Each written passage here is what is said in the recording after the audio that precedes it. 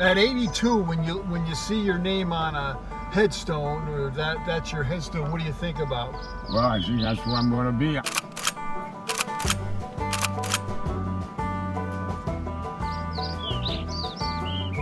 Okay, now grab. Right. Okay. There.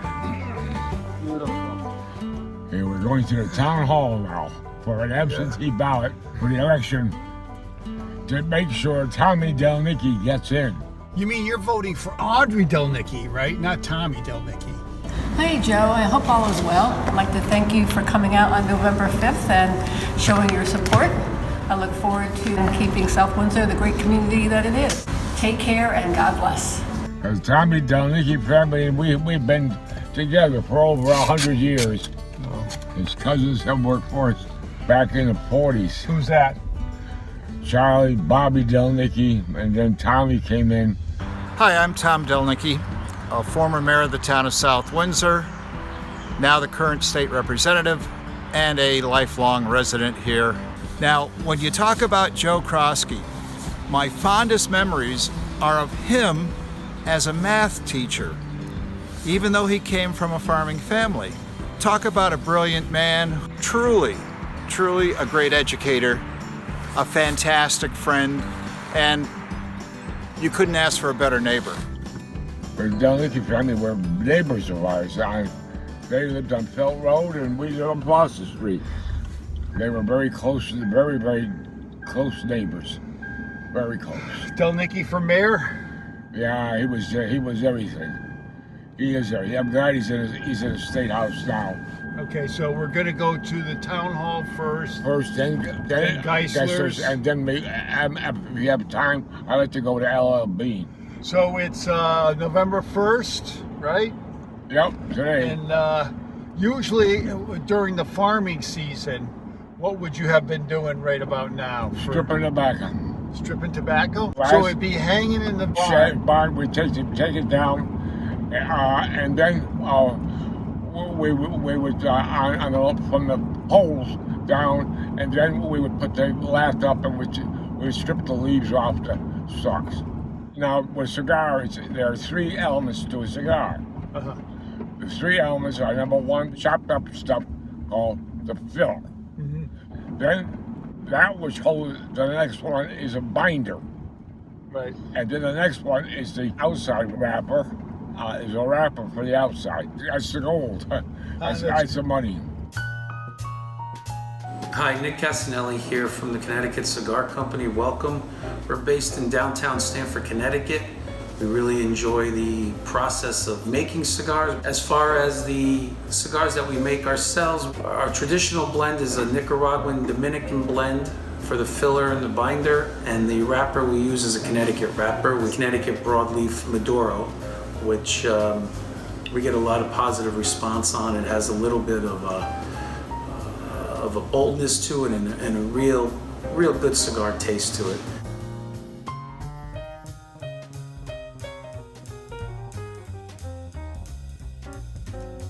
If you go down to the islands, the Dominican, or even to Nicaragua or other parts of the world Cuba for that matter, where they're growing tobacco and making cigars, Connecticut is very famous because the Connecticut River Valley grows quite a bit of tobacco, mostly wrapper, both a shade and a broadleaf. And people have often asked why that is. Why is Connecticut so famous for their wrapper? What makes it so special? And the answer is basically the climate and the soil and the Connecticut River. While Connecticut does grow a lot of different types of tobacco, we're most famous for the Connecticut broadleaf, which is very popular in Connecticut as well. And then of course the other thing that's very famous up in the greater Hartford area are the Connecticut barns, where the tobacco is aged and cured.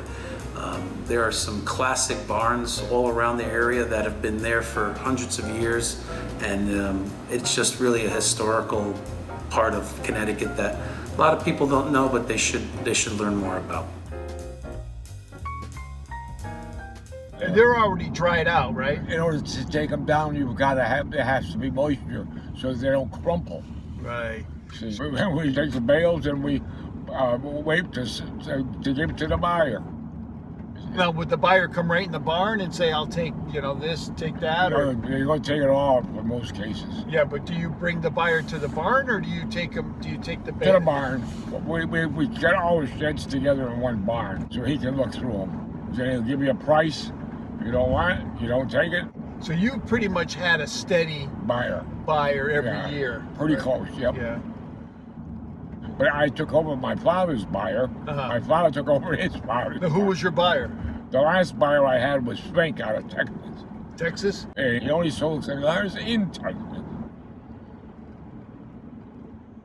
The Topstone Golf Course in South Windsor was named after the cigar company that bought their tobacco. This is Krawski property right now, what we're driving on. Orchard Drive. When you drive through this property that you once farmed, what do you think about? Well, I think about what was there before the house. It was a rural land. It was. I can tell you what fields we're coming up to. We had a field here. This was primarily scrubland, brush, and Brush, stuff. yeah. A little bit over here, but we had a nice field here, about maybe 3-4 acres. Good field. This is Tommy Delnicky's house. He's the guy that makes all that Christmas thing. People from all over town, from all over the area, Central Connecticut, come to Tom Delnicky's place. Then take a right here. I live on 50 Elm Street, and I'll be going for eternity here to 50 Oakland Road. 50 Oakland Road. I just want to go through here real quick before Yeah. we stop at the town hall. Take it right up here. Yeah. There's the Krawski. I'll be right up here. There's 1, 2, 3. I'll be the fourth one there. Who's there now? My father, my mother, and my brother Bobby. I'm proud that our family has this headstone. We were one of the first ones. You'll notice this is Kopchunas, Biankowski's, and this was basically, we were the first to buy in here due to the Catholic Church, which wouldn't allow you to be buried in a non-Catholic cemetery.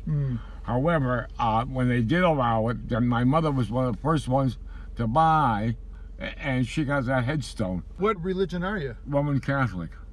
Oh, but why wouldn't you be allowed to... Because the Catholic Church said that was their ruling. What?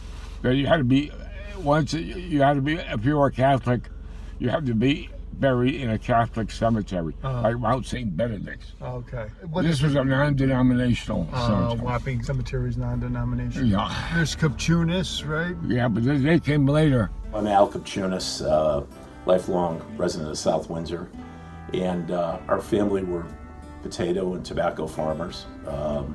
Pretty prominent, grew somewhere around 600 to 700 acres of potatoes in South Windsor and East Windsor. And then broadleaf tobacco, somewhere around 100, 120 acres. Had a fair amount of land, some of it gets sold off for housing. South Windsor's changed. It was basically kind of divided into two areas. There was the Main Street area, and then there was this area called Wapping, which I still say I'm from Wapping, but a lot of people don't know where that is anymore. My father was Walter Kopchunas, and then he had brothers. There was Paul Kopchunas and Benny. He then had another uncle, Henry Kopchunas, who was 101st Airborne in World War II, and he's a paratrooper. On the other side, I had an aunt, Sophie Kopchunas. A lot of people know her. She was a nurse at Hartford Hospital and dedicated her whole life to the hospital. She never married. Kind of two families intermingled were the Krawskis up on Foster Street. Weren't really actually related, but good friends and kind of similar goals, farming and potato, tobacco, and so forth. So I grew up knowing all of them, shared a lot in common. But now you'll see here, most of these were from the Congregational Church. Watson, okay, Westbrook is all Congregational, Holcomb. I'm Jeff Holcomb. When I was at South Windsor High, I had Joe Krawski as my geometry teacher. Geometry was my best math class. I don't remember him ever having to yell at anyone. He might have thrown an eraser at somebody sleeping once or twice, but he was somebody you admired and respected naturally. Higgins, Collins. Is that Stubby Collins? Yep, that's the Collins family, yes. And also there's another family, it was the dairy farmers, Waldron. I'm Sue Waldron Mickelson, daughter of Stanley and Viola Waldron. My father's family moved here in May of 1933. They had 5 boys. They all loved the town of South Windsor. Some cemeteries do not allow headstones, and this one does. That's why this is being used by a number of people. So what do they have if they don't have headstones? Just a flat stone. And certainly now in Mount St. Benedict's, they only allow just a, like you know, you saw where my mother and father were just flat stones, Yeah. no headstones. Easier to cut the Yeah, easier to cut over. the lawn. We'll take a left up here, Yeah. and there'll be a familiar name here, Ralph Giansanti. Yeah, Ralph Cincinnati. Yeah, This is Ralph Sr., Yeah. Leona. This is the Giansanti family. My name is Debbie Ginsanti Burnham. My dad is Ralph Ginsanti Sr. He loves South Windsor. My dad was an avid sports fanatic. He was very instrumental in South Windsor to start the 13-year-old Little League. He was also very instrumental in starting the South Windsor American Legion. He used to work on tobacco years ago from Hartford when he was a kid, and he took the bus and picked tobacco in South Windsor. So he loved the town way back even when he was a kid. Edlin, the Edlins I know. Yeah, no headstone for Carol yet. I'm gonna ask somebody. I'm Kevin Rennie. I grew up in South Windsor.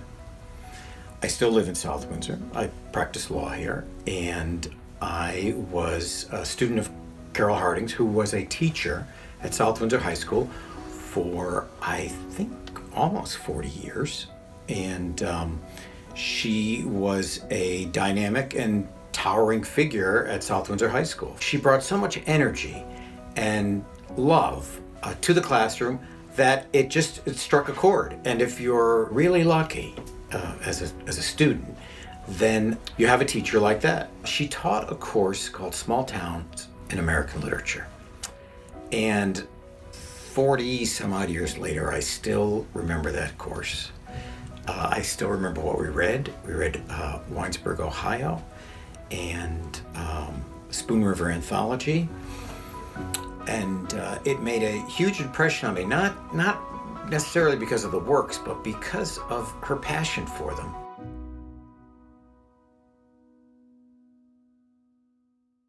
Nevers? Is that Nevers Road? Yeah, George Nevers? Yeah. George and Martha? George and Martha. What'd he do? Do you know? Farmer. Buckland. Is that Buckland Oh, Road? Buckland Road, yeah, the Buckland family. So this is old South Windsor. You see, now this building here, you wonder what that building was for. Do you know what that building was for? That little building right up here. In the wintertime, before they could bury people using shovels, they didn't have machinery. They leave him in there? Yeah, until springtime or when the ground thawed. That's why that little building is there. I want to show you something here. This is where the real interesting thing comes in. There's another cemetery there. Now that cemetery is really interesting because a lot of these were the Indians that were at the top of Flax Hill. You know the hill behind my house at 178? Yeah. But some of these are Indians. I'm Larry Brown. I'm the clerk at Wapping Community Church. I've been involved with the church for quite a few years, and people were buried here roughly from the 1760s to the 1860s, about 100 years. There's about 55 war veterans, a bunch of them from the Revolutionary War, one from the Civil War, which sort of indicates that the last burial took place sometime in the 1860s or later. I found one that's 1866. It's the wife of one of the Fosters. It's an old family in town. So this cemetery plot began to be used 20, 30 years after the first church was built. And it's sort of a significant part of the heritage of this church.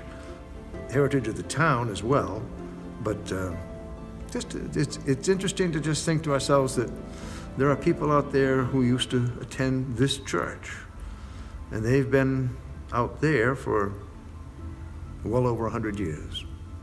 And these are the earliest settlers that came in to South Windsor, and some they unburied them, they exhumed them, and put a headstone. And some of these are, if you get out, you'll see. I think some of these were the Indians that were became Christians. That was a precursor to the Wapping Cemetery. Yeah. I wonder how far those go back.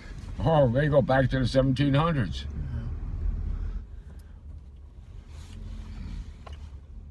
Okay, town hall. Town hall. And now when you go in here, tell her, I got Joe Krawski in the car. Yeah. He wants to make an absentee ballot. Can you give it to him, or do you have to give it to him? Yep, here it is. Okay. Who's your favorite politician? Tommy Delnicky. Why? What is it about him? He's a state representative. He's South Windsor boy. Okay, so Right. where to now? Right, to Geisler. Geisler's, yeah. There was a post office at one time. Oh, so it's the Eddie Haven Senior Yeah. South Windsor Annex. The name of the Town Hall Annex is really overwhelming, and there's many more people that as well as deserved as much as I did, and for me to be chosen is no way to even describe it. What is it now? It's an annex to the town hall. Whose house is that? Do you know? Collins's. That's a Collins. That's a Collins. Collins. And what his high school was a Collins property at one time. Do you remember when he started that bus company? Yeah, 1912, I believe. Hi, I'm Priscilla Snow. I was Priscilla Collins before I was married. My father was Harold Collins. My grandfather was John Alden Collins, and that's the lineage of my immediate family. And my father had a real interest in the town, of course, because he was here when the town was new. And when his father decided to start taking the kids to school in a wagon because it was so difficult for parents to take children in the snow and the rain, and you had to get your own kids to school. And so he just started taking them in a horse and wagon, because that was the kind of equipment he had on the farm. And at the time, my uncle and my father were teenagers, and so they drove the wagons on the farmland, so there was no reason they couldn't drive it on the dirt roads to take the kids to school, and that they did. Years ago, they started a bus service with horse and wagons, and then as buses became available, they bought those and expanded the service. My father had a really great interest and love for the town, having grown up here, spent 80 years living here, and being involved in political things and writing articles to the newspaper about all the things that he thought. And do you know anything about Major Mike Donnelly? Sure do, yeah. Donnelly family lives up on Birch Hill Drive now. Well, the father, Tom Donnelly, was the state rep, right? Right, yeah. I'm Denise Donnelly, Major Michael Donnelly's sister. Major Michael Donnelly was a career Air Force pilot, and he loved nothing more than flying and serving his country. He used to say that he couldn't believe how lucky he was to be doing what he was doing. He was deployed to the Middle East to fly during Operation Desert Storm, the first Gulf War. They were flying so many missions that they couldn't supply the pilots with oxygen. And so what was happening is they were flying at altitudes of 30,000 feet and below, bombing chemical munition depots, and then turning around and flying back through the fallout. He came home and never felt quite well again. And his illness wasn't diagnosed until 5 years after he came home from the war. He was later diagnosed with ALS, Lou Gehrig's disease, at the age of 36, which is extremely young to be diagnosed with that illness. And he survived another 9 years, fighting all the way. For the other veterans who unfortunately became ill after they were discharged from the service and therefore were getting no benefits. The town really coalesced around Michael and my family and really was very, very supportive during the course of his illness. John Mitchell, who owns Mitchell Oil there in town, owned the property, and John and other members of town leadership decided that they would dedicate it in Michael's memory, and that's how the land preserve came about. My name is Susan Donnelly. I am Major Michael Donnelly's widow. Michael really appreciated and was proud of the fact that there was a sign on the land preserve on Sullivan Avenue next to Mitchell Fuel with his name on it. But more than that, I know that he really was proud of the fact that he knew that that piece of property would be protected for years to come and a place for nature to thrive and for all to enjoy. I would like people to be able to visit the land preserve, enjoy nature, beauty there, and know that that was something that he really valued. Michael was an outdoor kid, loved to be out in the apple orchards and hunting, fishing, hiking, camping. So that meant a lot to him to have a nature preserve that was dedicated in his name. And I would hope that people would want to learn more about Michael and his story and maybe read his memoir, Falcon's Cry, and learn more, see who he was and what he did with the community and what the community did for us. We all learned a lot from him and his strength. We all feel an enormous connection to South Windsor. My dad was state representative for 2 terms, and we all feel very deep roots there. We all worked in tobacco when we were growing up and feel a great connection to South Windsor.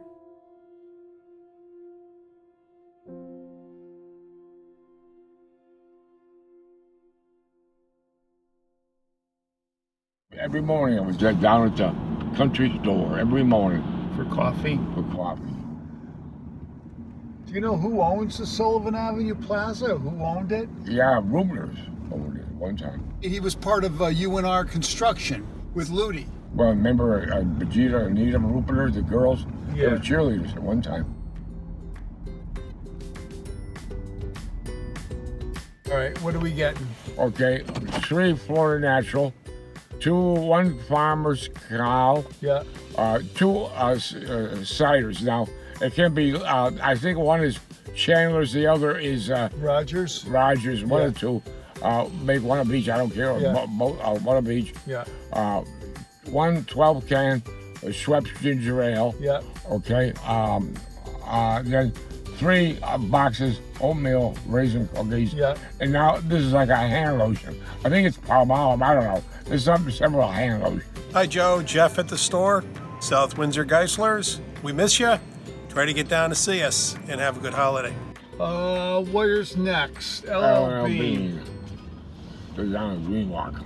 Now, what was all this land here? Strawberry Hills land on. That was all a dairy farm here. Tomlinson owned it. Tomlinson. Did Paul Tomlinson? Is that the kid? No, it was Carl. Carl? See, this was a church where the Methodist church was, but it burned down, and then they went together with the Congregational church. The community house? Yep, it was a church for the Methodists. I am Sally Edlund, and I've been working with the Historical Society, and we try to keep information and pieces of South Windsor safe so that we can share them with other people. And one of the stories that I heard Porter Collins telling, and Porter used to be our unofficial historian in town, one of the things he told us about was the fact that the old Methodist church, which then existed in the little triangle right at Wapping Center, it burned down one night during the night. A mile up the road, he heard this terrible clank happening, and he found out later that it was the bell falling out of the burning belfry of the Wapping Methodist Church. It pretty well burned to the ground that night, but of course the bell didn't burn, so they needed more money to build another church. So what they decided to do was they shared with the other Wapping Congregational Church for space to meet in, but they melted down the old bell and they made it into little small decorative bells that if anybody wanted to contribute some money to the new cause, they could buy a little bell. And they used the money that they collected to make a new building there. And it was called, at that time, it was called the Wapping Community Building. And over the years, it has had many different uses by different people, has served many purposes over the years.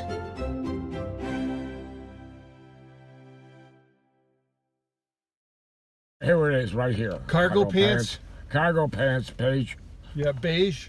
No, wait, no.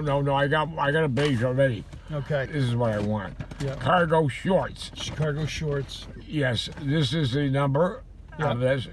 Color can be either, I prefer khaki or dusty olive. Okay. Okay? Okay. And here's the money to hold on for it. Okay.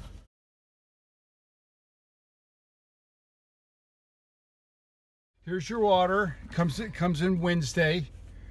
$47 with tax, no shipping fee. Here's your change.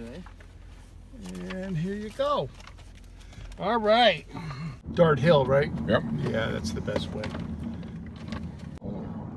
What distinguishes between, well, besides the weather, I guess that's the big thing as far as what's a good farming year and what's a bad farming year? Oh, my father had a good thing. He said, a dry year will make you a poor farmer, but a wet one will make you a bankrupt one. What were your best years farming? I don't know, 60s. I had some good years and bad years, up and down. I'm Jack Longo. I worked for Joe when I was 14, 15, 16 years old. And the thing I remember most about Joe was that he cared about the people that he hired. We never considered it a job because he hired people from the school. 5 of my siblings worked. It was like one big family. And the thing I appreciate the most about Joe Krawski was he knew times were hard back then. There were 6 of us in the family and we were all trying to save up for college. If he needed 2 people, he'd hire 3 or 4. He knew we needed the money and he helped us out dearly. And I'll never forget that about Joe. He cared about you. He wasn't the boss. He was a co-worker. And I'll always remember that and always appreciate that. Had some good years and bad. See, this is Flax Hill. You see the top of the hill? Remember I showed you that cemetery behind the church? Wapping meant out east. And it had a thing called Wappingshire. And when they came from England, Wapping was a district in London. And see the top of the hill? Yeah. That's really truly Flax Hill. And that's where the Indians would bury their dead. Flax Hill?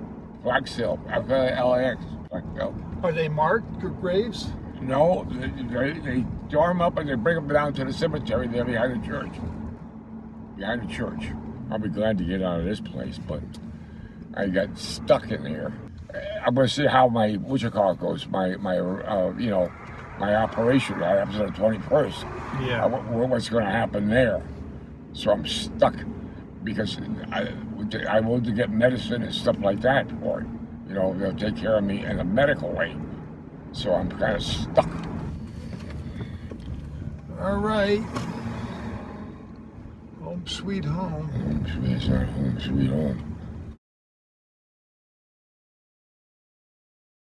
So how do you feel about being home? Well, it's my own apartment, my own surroundings, I'm in charge. I'm the king of the roost. How do you look at the last 6 months? How do you The view last it? 6 months I thought was like, the last 6 months were a kind of, if I can, I'm looking for the proper word. It was a respite. It was something to get myself rejuvenated for the next 6 years.